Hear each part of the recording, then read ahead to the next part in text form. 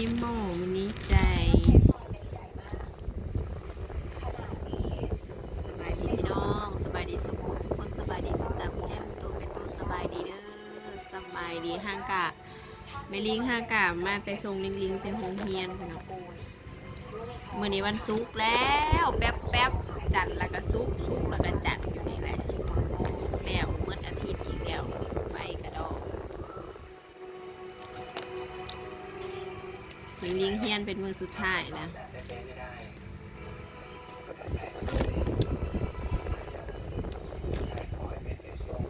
ลิงกำลังห่อขนมเค้กกล้วยมินิมิใจเค้กกล้วยหอมจิ๋วเค้กกล้วยจิ๋วกล้วยมินิเห็นพระเจ้าเห็ดในติ๊กต็อกนะพี่น้องงามเลยจับแห้งป๊อก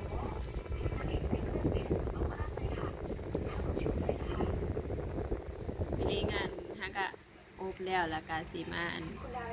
แพ็คแล้วก็ยังจะแพ็คใส่กล่องอันนี้4 กล่อง5 บาทเอาไว้4 ก้อน5 บาทมินิเฮ็ดเป็นโลเนาะส่งโลละ50 บาทคือเก่าดีใจจังเลยค่ะที่ได้เห็นรอยยิ้มคุณวันก่อนนอนหวังว่าช่วงนี้คงจะได้ยินเสียงหัวเราะของคุณวันค่ะจะส่งลูกค้าคือเก่าไม่ลิงให้ก็ลองเบิ่งลูกค้าติดใจว่ามันเป็นตาซื้อพอดีซื้อพอดีขายมันงามแน่ละกะมันเห็นหักแน่ละกะ4 ก้อน5 บาทแน่บ้านไม่ลิงนะขั้นถือขั้นแซ่บขั้นเป็นตะกินขั้นพ่อซื้อนะขายดีแต่ว่าขั้นเฮ็ดเกิน10 เกิน20แล้วโอ้ยไม่ได้ขายดอกขายเนี่ยถ้าเป็นพวกขนมนี่คือเป็นเค้กกล้วยเป็นขนมเป็นอย่างนี้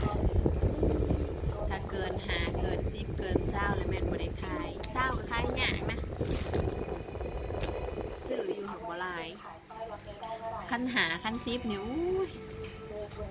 มีอีกบ่อเท่านั้นแหละแต่ว่าเพราะว่าเราก็ต้องสังเกตบ้านเรามันเป็นเขตบ้านนอกมันเนาะ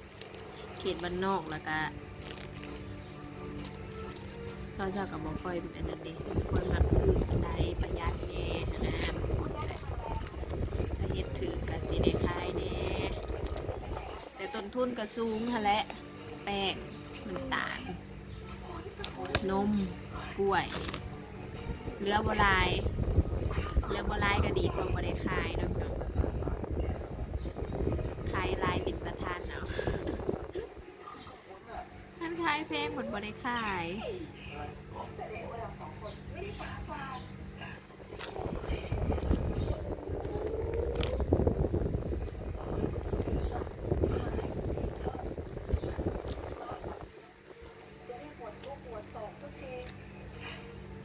ห่อแล้วก็พอดีงามตะเปาะอยู่นี่พอดีคำเลย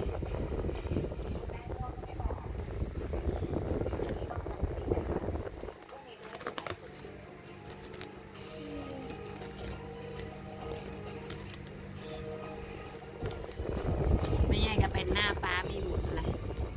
ว่าแต่มาหอดลงรถแล้วก็ไปนะแล้วพาไปเบิ่งหน้าพาไปเบิ่งเครื่องมันหมักพริกหมักพรายแล้วพาไปฮดชวนบริออกหน้าร้ายมือนะยากน้ำมีบุญเอามีบุญมีลิงก์ก็มีแต่ไปก็ไป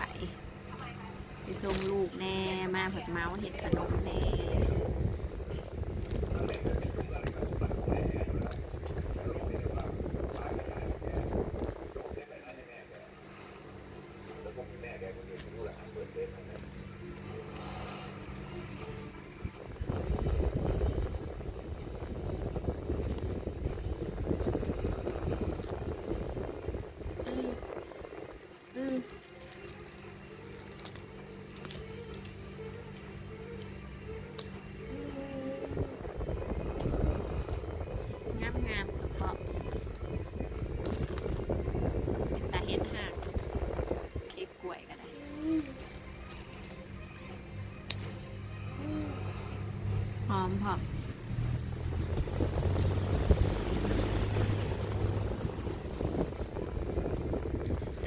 ทิตย์อีกแล้วนี่เนาะตลาดวันอาทิตย์อีกแล้วผ่าวห่อมีลิงกับผ่าวห่อผ่าวเห็ดมากับตลาดวันอาทิตย์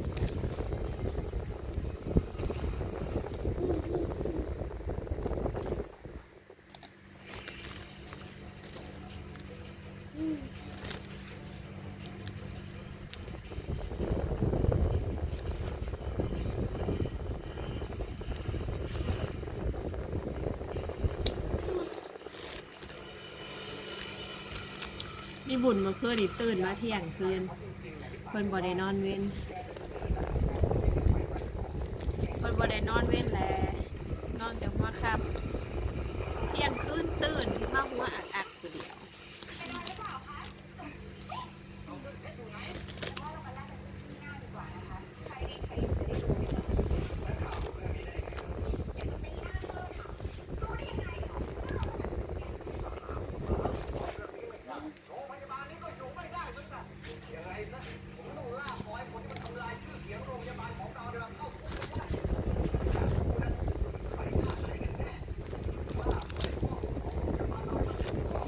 ตื่นมาแล้วก็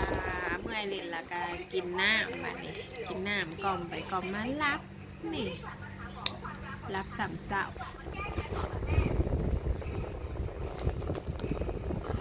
ตื่นมารับสามเศร้า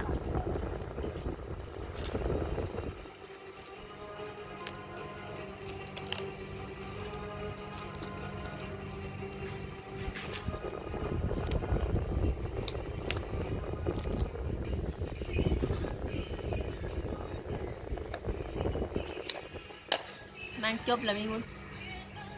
บุญตาเอสบายดีปะลุงคุณตาคุณยายสบายดีเด้อ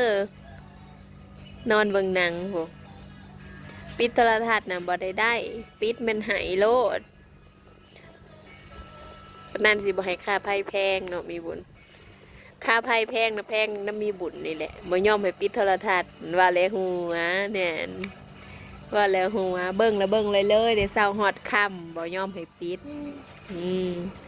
บ่ยอมให้ปิดสงสัยบ่มีหมู่นะเปิดโทรทัศน์แล้วมีหมู่ว้าวหมู่พังท่านปิดโทรทัศน์เพิ่นอยู่ผู้เดียวซื่อๆอยู่ผู้เดียวว้าวก็บ่เป็นให้เนาะเบิ่งรถลูกเอ้ยค่าไฟแพงเฮ็ดได้แหละจำเป็นได้เสียในการส่งดีที่มีคุณยายเสียสอยคุณยายเสียสอยขอบคุณครับยังคุณยายขอบคุณนะจ๊ะคุณยายเนาะที่ดูแลหลานๆเป็นอย่างดีนี่ก็ได้ยินว่าคุณยายจานฝากขนมมาให้ขายแล้วก็ฝากเสื้อกันยาวมาให้หลานสาวมานุ่งเอามาไว้นุ่งไปโรงเรียนพามาให้อีกแล้วตัวเก่าพามารอบก่อนยังนุ่งหมูเมิดยังนุ่งหมูครบโตเลย ยังนุ่งบ่ทันเมิดตัวบ่ทันได้นุ่งก็มีเพราะว่าหยังเพราะว่ามักตัวได้แล้วก็นุ่งตัวนั้นตัวอื่นก็บ่นุ่งอีกนุ่งเป็นบางเทื่อคันมีตัวมากแหละเอาอยู่นะหั่นแหละนุ่งอยากซักกับบ่ให้ซักเอานุ่งจนแหล่อยู่หั่นแหละเพื่อนเสื้อแขนยาวสีม่วงตัวนึงที่นุ่งไปเมื่อวานก่อนทางกับป้ามื้อนี้มันแหล่แห้งก็เลยว่าป้าไปเด้อไปให้แม่ใหญ่ซักบ่เปื้อนแห้งป้าแล้วก็บ่ได้เอาเสื้อแขนยาวไปอีกจ้ะมันสีฮ้อนๆแดดตัวอื่นก็นุ่งอยู่ดำเทือแต่ว่าเป็นสีม่วงสีนั่นนะมากแห้งคุณยายแบบเสียดายแต่มีแต่สีเดียวมีสีเดียวแม่มีหลายสีก็เสียมาให้อีกอยู่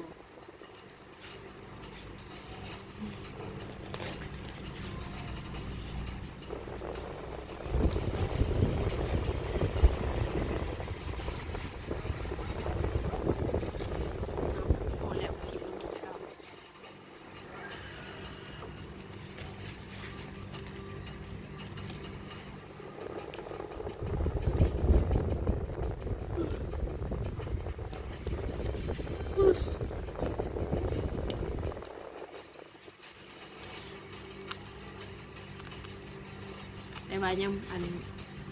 แต่ก็เนาะพี่น้องจะเป็นห่วงสถานการณ์ตอนนี้ก็ได้ทางฝั่งลาวนี่ก็พากันติดตามข่าวเสพข่าวเรื่องยิงกันเรื่องสงครามเป็นกำลังใจให้พี่น้องฝั่งไทยเด้อนักเรียนคุณตาคุณยายแล้วผู้อยู่ไกลนะ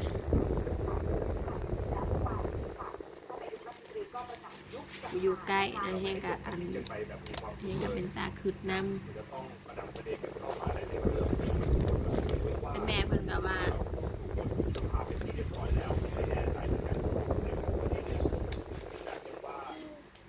ล้านๆก็ไปโรงเรียนได้อยู่เพิ่นว่าแต่ว่าแบบระวังระแวงอะไรอยู่แต่ในเฮือนจะไปใส่บ่ได้ออกไปใส่ยามมันอยู่ก็ได้แต่ญาติเราเนาะบ่แล้วบ่จุบจักเทื่อคือเราเองก็พยายามที่จะยึดและที่สำคัญคือกับแล้วแต่ว่าทางการวิชาก็มีความพยายามในการที่จะยึดในการขัด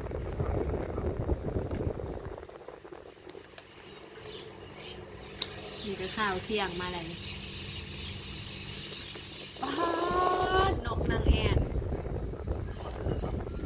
ตื่นเสียงระเบิดแตกสวนอยู่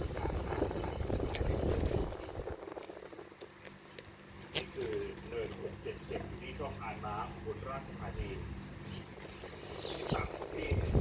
ที่เป็นเขตประเทศไทยแต่ถูกทหารกัมพูชายึดเป็นฐานที่มั่นทำให้เมื่อวานนี้ตลอดทั้งวันเราพยายามจะยึดคืนความได้เปรียบของเนิน677ก็คือเป็นจุดสูง6พูดง่ายๆคือเป็นจุดยุทธศาสตร์ใครอยู่ตรงจุดนี้ก็สามารถจะป้องกันสามารถที่จะต่อสู้ได้ก่อนหน้าที่กัมพูชายึดไว้แล้วก็เป็นจุดที่ทำให้ในช่วงที่ผ่านมาการปฏิบัติการของทางทหารไทยที่ชอบอ่านมาเป็นไปด้วยความยากลำบากเพราะเขาเล็งมาจากพื้นที่ท้ายที่สุดเมื่อวันที่5 6นี้เรายึดพื้นที่เรื่อง677ได้เสร็จสมบูรณ์ 100%หรือเป็นชัยชนะของทหารไทยนะครับการเข้ายึดเดิน677ทำให้ทหารไทยได้รับความเป็นหลายนานเลขก็คือ16นะคะเล่ห่อแรกอาจจะประมาณนี้พี่น้องห่อแรกอาจจะประมาณนี้มินิมิใจกล้วยเค้กหอมมีลิงไปซื้อ